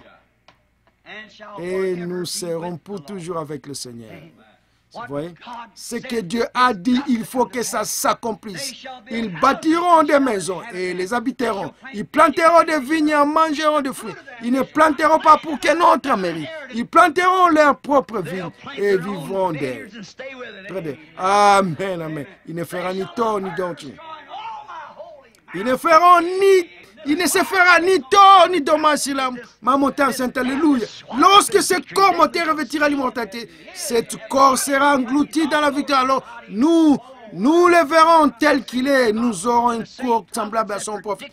Le même prophète, le même Dieu, le même prophète qui ont prédit la parole de Dieu. Oh, la colère sera déversée. On aussi parler de la bénédiction sur lui. Je suis si heureux que Dieu n'envoie jamais une nation, une destruction là sans l'avertir. Il n'envoie jamais malheur sur un homme sans l'avertir. Et maintenant, s'il fait cela, nous avons quelque chose qui nous est arrivé. La confirmation des signes des derniers jours avec nous. Le grand Saint-Esprit qui se déplace parmi nous et charge l'Église de sa présence, confirmant sa parole. Alors l'Église se prépare à monter dans le ciel un de ces jours par la puissance de Dieu. Parce que c'est un avertissement de rejeter tout fardeau et les péchés qui nous enveloppent si facilement et de courir avec persévérance la carrière qui nous est ouverte vers le chef et le consommateur autrefois. Oh, que Dieu vous bénisse, oh, Église. Tiens la main immuable de Dieu. Oui, monsieur, si vous sentez sa présence, allez vers lui. S'il y a quelque chose de mal dans votre cœur, rectifiez-le. Il ne nous reste plus beaucoup de temps. L'avenir du Seigneur est proche. Croyez-vous en lui? Oh là là. N'est-ce pas que ça va être merveilleux là-bas? Quel temps quand je verrai les anciens combattants marcher dans ce paradis. Oh là là. Je m'attends à cette heure. Je me souviens avoir entendu mon frère dire en revenant d'outre-mer de ces vieux champs de bataille et de ces choses. Il a dit, ces vieux combattants, quand ils ont vu cette statue de la liberté et qu'ils ont roulé ces infirmes, là, afin qu'ils puissent voir la statue de la liberté, c'est la première chose que vous voyez en bateau quand vous arrivez parce qu'elle est si grosse. On voit ses bras levés là-haut, qui disaient ces hommes fondés en larmes, ces grands hommes qui étaient là et ils se coulaient sur les ponts et se mettaient à pleurer. Qu'est-ce que c'était? Un signe de liberté. Tout ce qu'ils avaient pu aimer se trouvait juste derrière ce signe-là. Oh, qu'est-ce que ce sera quand j'entendrai retentir ces vieux bateaux de Sion ce matin-là. Et quand je verrai la bannière qui flotte en vent, quand la bataille sera terminée et la victoire apportée, alléluia, nous rentrerons à la maison où la mort, le péché et l'enfer sont vaincus, où il n'y a plus de péché, plus de mort, plus de douleur. J'entends les sifflets retentir. Oh, nous approchons de la cité. Oui, monsieur, les vagues arrivent. Le vieux bateau prend sa place. Dieu, aide-nous à vivre pour cette heure. Seigneur Jésus, nous sommes un peuple qui fait de son mieux avec tout ce qui est en nous pour marcher dans la lumière de l'évangile, de ton grand évangile, pour lequel que tu es mort, pour le confirmer. Nous sommes si reconnaissants de voir en ces jours sombres et mauvais dans lesquels nous vivons maintenant, en cette heure, que nous voyons apparaître les signes.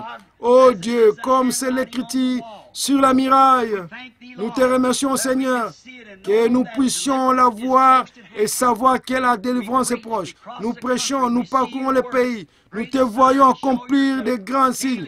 te montrer chaque jour, chaque année. Aucune année ne passe sans que ces grands signes surnaturels frappent la terre.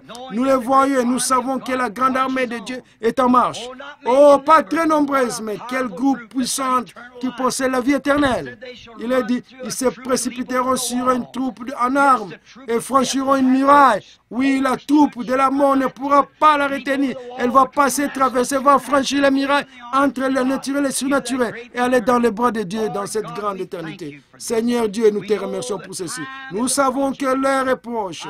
Je prie au Dieu que ce soir, s'il y a ici qui ne te connaissent pas, qui ne se sont jamais réconciliés. Peut-être ce soir, pendant que nous parlions, une petite voix s'est fait entendre à leur cœur. Je sens un avertissement, je ne peux plus être ici très longtemps. Oh Dieu, qu'ils mettent leur maison en ordre tout de suite, que tout soit réglé, que la froideur. Ce sont peut-être des chrétiens, mais ils n'ont tout simplement pas. Ils ont vécu dans cela pendant si longtemps et ont vu tant de choses. Et ils en ont tout simplement oublié la valeur. C'est les choses, ils les prennent à la légère au lieu de les prendre sincèrement et profondément. Oh Dieu, laisse-nous faire l'inventaire ce soir. Accorde-les, sachant que ces grandes choses ne sont que pour nous avertir de l'enlèvement imminent de l'Église. Et si nous sommes chargés de péché, d'incrédulité, de paresse, nous ne ferons pas cet enlèvement. Nous le savons, Seigneur, alors nous prions que tu enflammes notre cœur du Saint-Esprit. Oh Dieu, enflamme notre âme de tes bénédictions. Aide-nous à comprendre.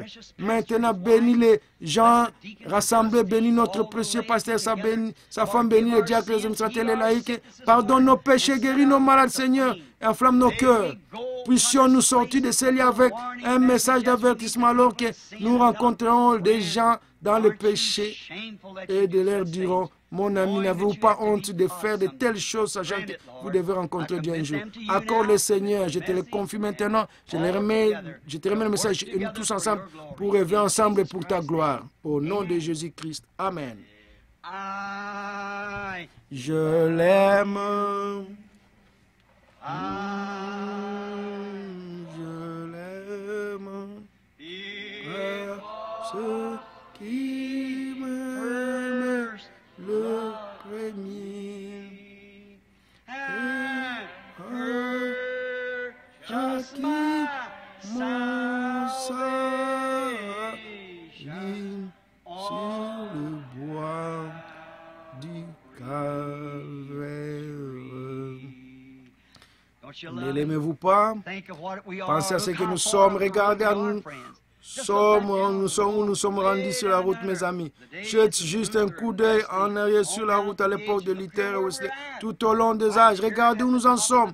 Juste ici au sommet de la pyramide, juste ici où Dieu l'a prouvé que la Bible à travers les 7 eaux a été parfaitement révélée. Maintenant, nous n'avons plus que ce mystère juste à la fin sur la venue du Seigneur et l'enlèvement de l'Église qui pourrait se produire avant le matin. Oh là là. Je l'aime.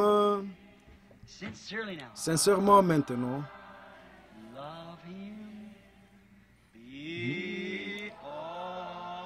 Il m'aime le premier.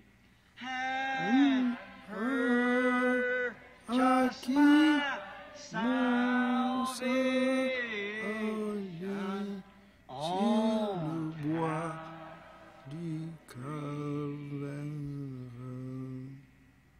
Alors que nous sommes doucement maintenant, réalisez-vous que chacun de nous ici doit partir d'ici, quitter ce monde. Savez-vous que la vie d'un homme né de la femme est courte et pleine d'ennuis? Saviez-vous que c'est parce que nous sommes nés de cet arbre de la mort du jardin d'Éden que nous devons mourir? Nous sommes le fruit du sein de notre mère et nous devons mourir. Nous devons quitter cette vie. Jeune ou vieux, ça ne fait aucune différence. Si l'homme ou la femme le plus âgé ici passe la nuit, et s'il vivra ou vivra à de nombreux jeunes de 10 ou 15 ans, des centaines d'entre eux mourront dans le monde avant le matin de ces jeunes. Donc, tout ce qui compte, c'est que faites-vous en ce moment? C'est peut-être votre dernière occasion, jeune ou vieux. Vous pouvez aller à l'église. Négligez aucune chose. Soyez profondément sincères. Rejetez tout péché et tout. Regardez directement Dieu en face et posez la question. Seigneur, est-ce que je te plais? Que puis-je faire d'autre, Seigneur Jésus? Je n'aurai plus jamais l'occasion après cette vie de te servir. C'est le seul temps que j'ai. Seigneur Dieu, fais-moi seulement savoir ce que tu veux faire. Si je dois aller faire ceci ou cela, je le ferai avec plaisir. Est-ce que nous y pensons sincèrement? Est-ce que les petits y pensent? Est-ce que les personnes d'âge moyen y pensent? Est-ce que les vieux y pensent? Est-ce que les adolescents y pensent? Nous devrons partir. Et comment savoir si on ne sera pas tous partis avant le matin? Nous ne le savons pas. Vous dites, ça m'inquiète, ça ne devrait pas. Franchement, vous devriez être le plus heureux de savoir que vous quittez cette maison de pestiférés. Il y a un autre monde. Vous n'avez pas besoin d'aller très loin. Il est avec vous. Il est autour de vous. Dieu ne vous a pas donné que 5 sens et c'est pour entrer en contact avec ceci, ce monde. Mais il y a un autre monde dont vous ne possédez pas les sens pour le contacter. Vous ne pouvez pas le contacter parce que vous ne l'avez pas. Par exemple, j'ai dit dimanche soir, peut-être que vous ne l'avez pas. Nous avons 5 sens, la vue, le goût, l'odorat, le toucher et lui. Mais si vous n'aviez pas la vue, que vous n'aviez que le goût, le toucher, l'odorat, et que quelqu'un reçoit sa vie et dit, il y a un autre monde. Et ces sensations que vous heurtez à des choses, quelqu'un qui voit peut vous dire, eh bien, vous croyez que la personne est folle, et que personne ne l'a jamais vu. Vous avez entendu parler des gens qui disaient des choses. Mais nous savons que ce sens, c'est réel. C'est un endroit réel. C'est un endroit où vous pouvez voir, votre sens le déclare. Maintenant, la seule chose que vous faites quand vous mourrez, c'est de changer ces 5 sens. Gloire à Dieu. Vous recevez simplement un autre sens. Et vous vivez avec un sens supérieur, des milliers de fois supérieur à ceci dans une autre vie. Une vie où il n'y a pas de mort, où il n'y a pas de douleur. Et les choses dont vous ne savez rien maintenant, vous les savez clairement quand vous traversez et vous ne le comprenez pas maintenant parce que vous êtes à elle. Vous ne possédez pas ce sens. Vous dites, j'ai un sentiment étrange ici ce soir. On dirait j'ai juste envie de pleurer ou crier, quelque chose comme ça. Ce sont des anges. Comme quelqu'un a dit, vous savez, qui n'a jamais eu le sens de la vie, il a dit, de temps en temps, je ressens quelque chose de réel comme une sensation de chaleur. C'est la lumière du soleil. Qu'est-ce que la lumière du soleil? Je ne l'ai pas vu. Il ne l'a jamais vu. Il ne sait pas ce que c'est. Vous voyez, quelqu'un là-bas doit lui avoir dit, quelqu'un peut l'avoir, oh là là. Nous changeons surtout. Nous changeons simplement. N'ayez pas peur de la mort. La mort n'est qu'un avantage. Jésus l'a conquis. Mais quand Paul est arrivé à la fin, il a dit, mort, où est ton aiguillon? Où est ta peur? Tombe, où est ta victoire? Tu dis que tu m'as eu.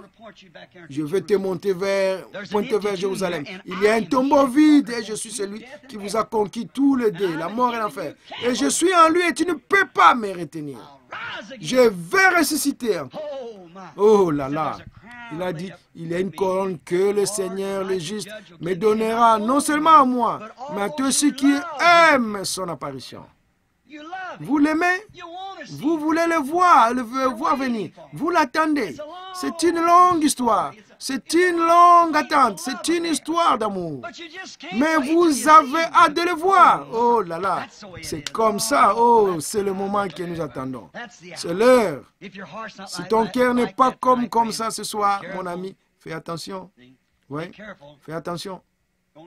Ne laisse pas l'ennemi te séduire. Quand le Saint-Esprit ici voudra prendre son envol vers son Créateur, vers son Maître, c'est une histoire d'amour que personne ne peut décrire. C'est vrai, c'est réel, c'est réel. Donc, s'il y a un avertissement qui dit, tu n'es pas prêt pour ça, alors souvenez-vous que Dieu vous prépare peut-être pour prendre quelque chose, vous n'êtes pas prêt. Vous dites, eh bien, si je me fais baptiser le Saint-Esprit, alors, bien peut-être que le Seigneur me prendra. Non, juste pas. Vous ne faites que vous préparer à vivre. Vous n'êtes pas prêt à vivre avant d'avoir le Saint-Esprit. Puis, vous recevez le Saint-Esprit, alors vous êtes prêt à vivre. Vous n'étiez pas prêt à vivre avant. Voyez, mais maintenant vous êtes prêt à vivre après avoir reçu le Saint-Esprit. Voyez, ça ne fait que vous préparer. Les gens disent, je dois me préparer à mourir. Oh là là, je me prépare à vivre. Amen. La chose est, préparez-vous à vivre à Christ. une vie victorieuse sur le péché, la mort et l'enfer.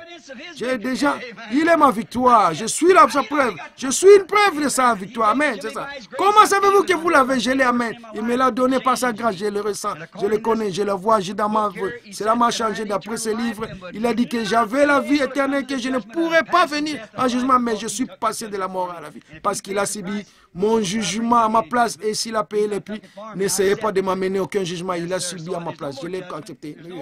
Il n'y a plus donc de jugement. Il n'y a plus de mort. Je devais quitter l'église et quitter les gens un jour. Si j'hésite tarde, si ça arrive, eh bien, oh là là, je ne serai pas mort. Je ne peux pas mourir, j'ai la vie éternelle. Comment pourriez-vous mourir avec la vie éternelle? Oh, vous voyez, je serai toujours dans la présence de Dieu et à jamais avec lui. Amen. Cela fait vibrer mon cœur. Oh là là, ça me donne envie de recommencer à prêcher. Vous voyez, c'est vrai. Oh, il est merveilleux. N'est-il pas merveilleux? N'est-il merveilleux, merveilleux? Jésus, mon sauveur, n'est-il pas merveilleux? Je le vis, entendu, voilà. Jésus, mon sauveur, n'est-il pas merveilleux? J'aime ce témoignage. Mes yeux ont vu, mes oreilles ont vu ce qui est enregistré dans la parole de Dieu. Jésus, notre Seigneur, n'est-il pas merveilleux? Oh, je l'aime, il est ma paix, ma vie, mon espoir, mon roi, mon Dieu, mon sauveur. Oh là là, mon père, ma mère, ma soeur, mon frère, mon ami, mon tout. Vous voyez? On avait l'habitude de chanter un petit chant comme ça. Vous savez, avez-vous déjà eu ce petit chant pentecôtiste? J'espère qu'ils ont arrêté d'enregistrer. Qu'est-ce qu'on chantait? Il est mon père, ma mère, ma soeur et mon frère. Il est toute chose pour moi. Il est toute chose. Il est toute chose pour moi. Il est toute chose. Il est toute chose pour moi, car il est mon père, ma mère, ma soeur et mon frère. Il est toute chose pour moi. Vous vous rappelez quand on chantait à quelqu'un, ça rappelle il y a des années, puis on avait l'habitude de chanter. Je sais que c'est le son, je sais que c'est le son, je sais que c'est le son pour moi. Un jour je t'ai perdu, à la croix il mourit. Je sais que c'est le sang pour moi. Vous vous rappelez ce petit chant? Voyons voir, c'est quoi l'autre qu'on chantait? Voyons voir. Oh, ne veux-tu pas venir veiller une heure avec moi pendant que je m'éloigne, pendant que je m'éloigne. Ne veux-tu pas veiller une heure avec moi pendant que je m'éloigne pour prier? Je triomphe, je triomphe, je triomphe, car j'aime Jésus, il est mon sauveur et il me sourit et même aussi. Auparavant, le vieux Smith, un frère de Coulée, était ici. Oh, j'allais écouter ces gens de Coulée. J'ai crié, je pleurais tous les jours, je secouais ma voiture. Et partout, je sautais tout autour, comme ça, il tapait les mains. Il dit, ne veux-tu pas veiller avec ces petits rythmes qu'ont les gens de Coulée? Vous savez, personne ne peut chanter comme eux autant. Une heure, pendant que je m'éloigne. Oh là là. Je m'assoyais, je disais, oh Dieu, ce petit garçon d'une vingtaine d'années, je courais autour de cette voiture en criant, louant Dieu comme ça. Quel moment, c'était tout le temps. Ce n'était que le début, alors que Dieu agissait parmi les gens comme ça. Et nous sommes devenus une église forte, pas en nombre, mais en puissance dans l'esprit.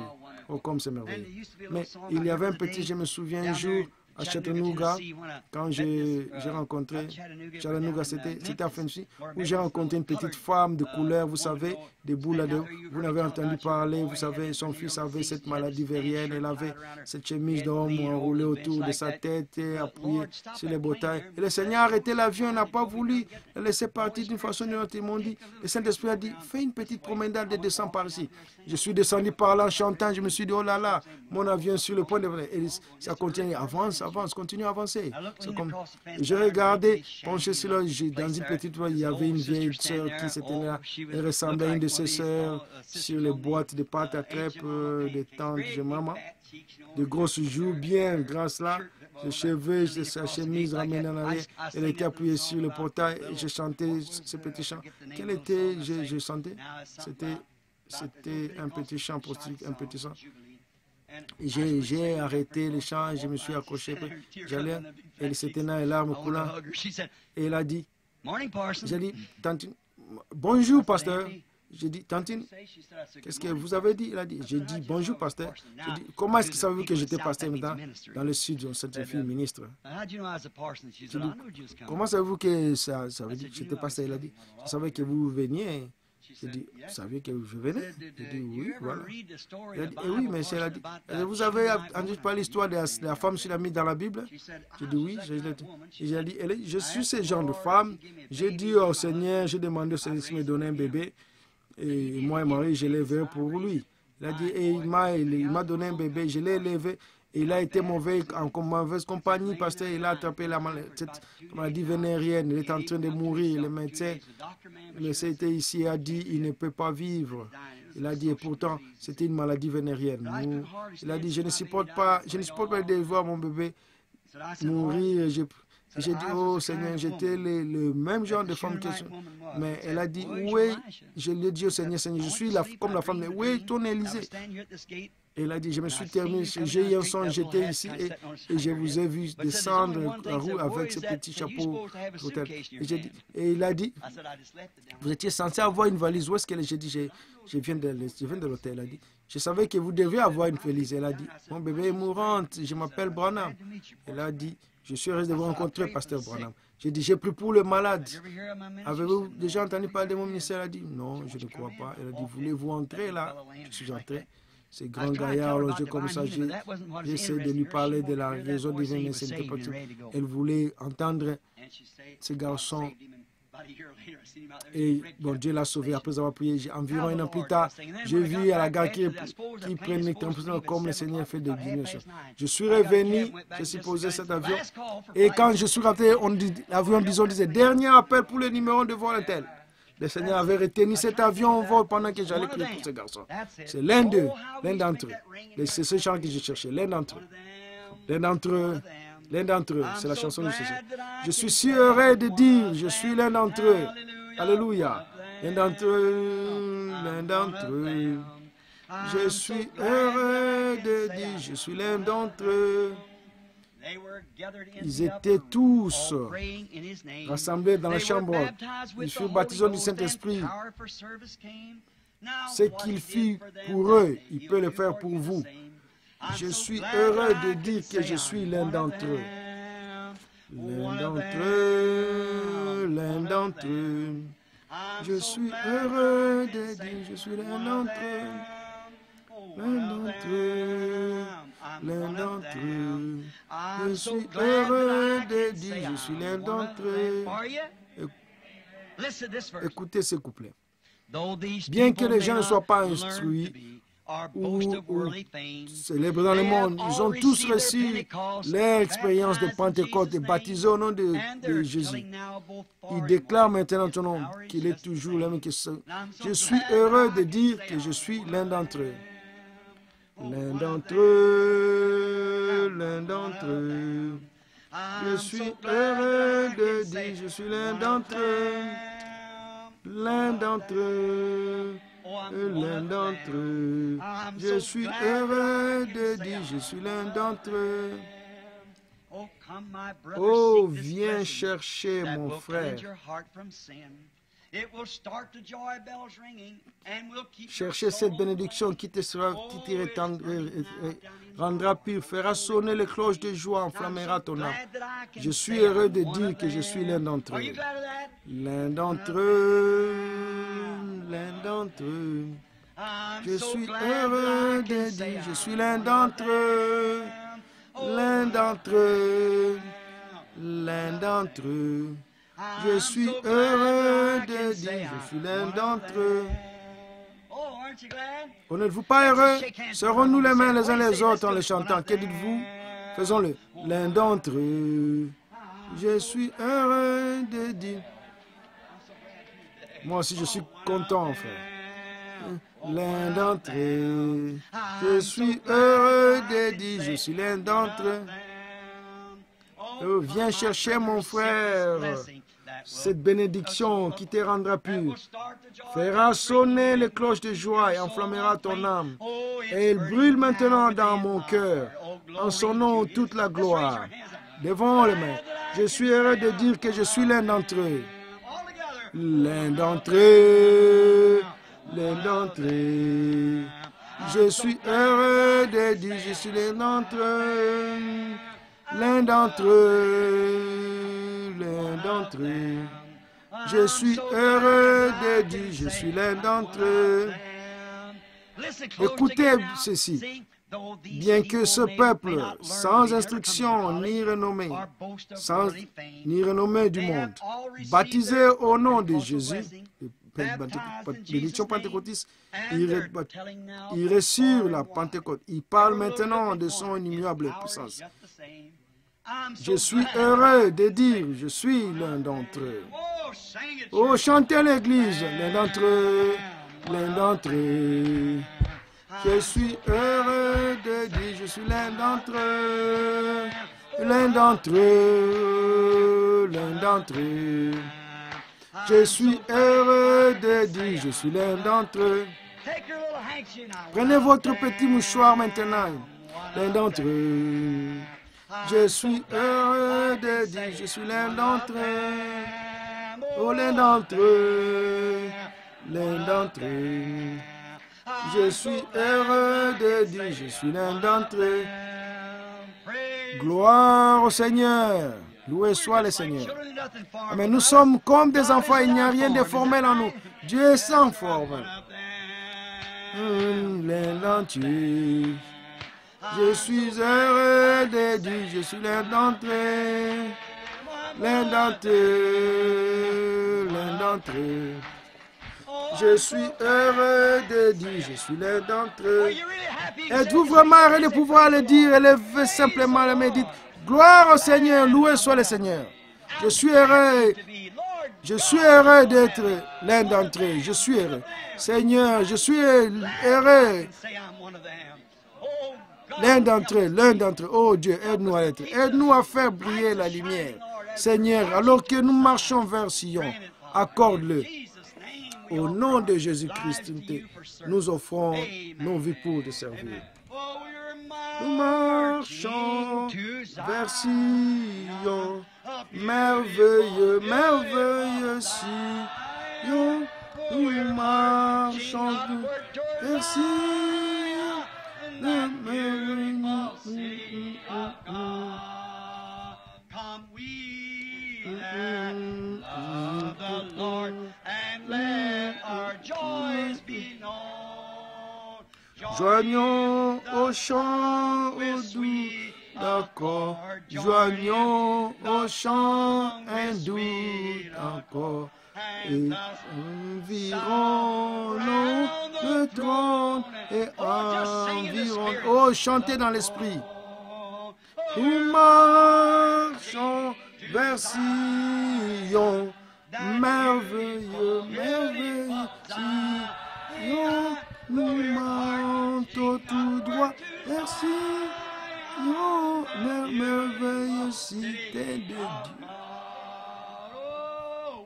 Marchons vers Sion, merveilleux, merveilleux Sion. Nous montons tout droit vers Sion, la merveilleuse cité de Dieu. Let those refuse to sing who never knew our God, but children Mais tous les enfants du roi céleste, mais tous les enfants du roi céleste proclameront leur joie, proclameront leur joie. Chantons-le, nous marchons vers Sion, merveilleux, merveilleux Sion, nous montons tout droit vers Zion, merveilleux cité de Dieu. Oh, n'est-ce pas que cela vous recule? Vous aimez ces vieux chants? Je les préfère à tout ce que vous pouvez, n'importe quelle autre sorte de chant que vous pouvez avoir, ces bons vieux chants qui viennent du cœur. Oh là là, je me sens si heureux quand je les chante. C'est bon, oh là là, j'ai juste envie de me réjouir. The name of Jesus with you, child of sorrow and of woe. It will joy and comfort give you. Oh, Prends-le partout où tu vas, précieux nom, nom si doux, espoir de la terre, joie du ciel, précieux nom, nom si doux,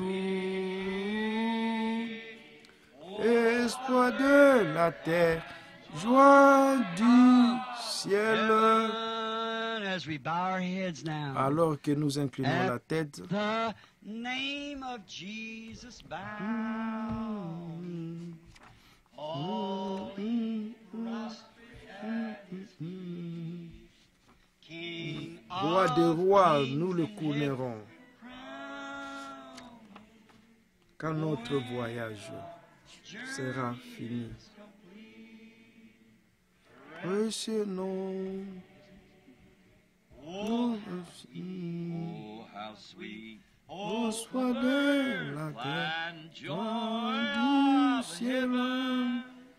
Precious name. C'est Frère Neville qui termine le service. Oh, how sweet